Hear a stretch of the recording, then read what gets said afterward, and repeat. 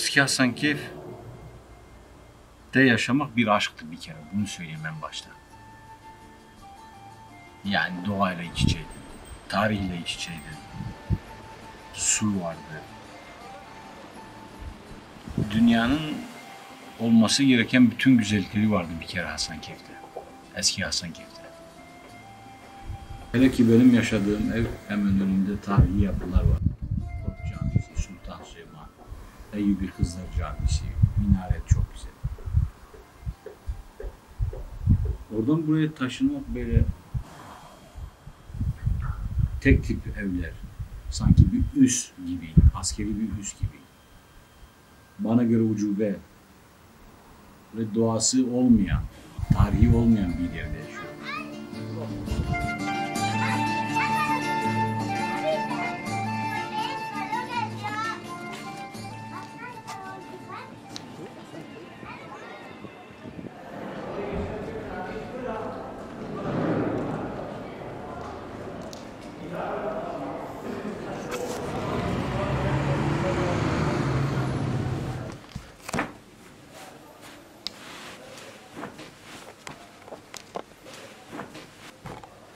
Hasankeyf şu anda hazır değil. Biz 2 yıldır buradayız, hazır değil. Konuştuğumuz zaman proje bitmemiş.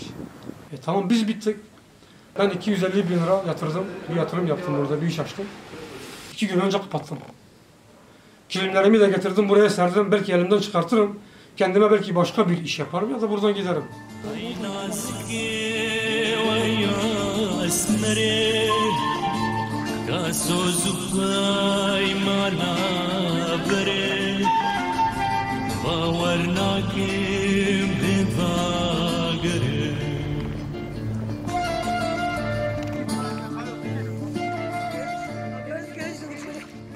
Çok güzel olacak.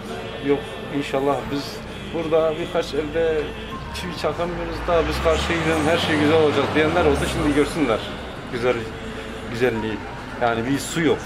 Suyun içindeyiz, suyumuz yok. Allah onlardan bela versin.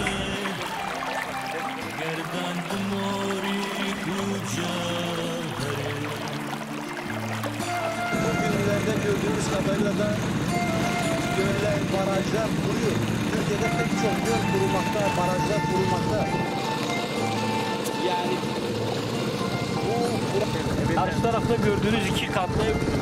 Bakın hemen bir kırmızı yanında pembe renkli bir ev var. Bu önümüzde gördüğümüz alan ise beton alanın olduğu yer. Tarihi Koç ve Sultan Süleyman camilerinin olduğu yer.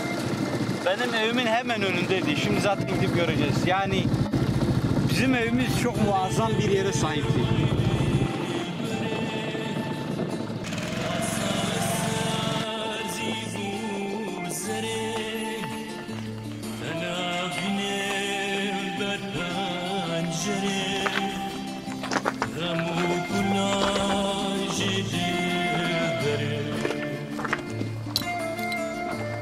Ekmek tandırımızdı bu.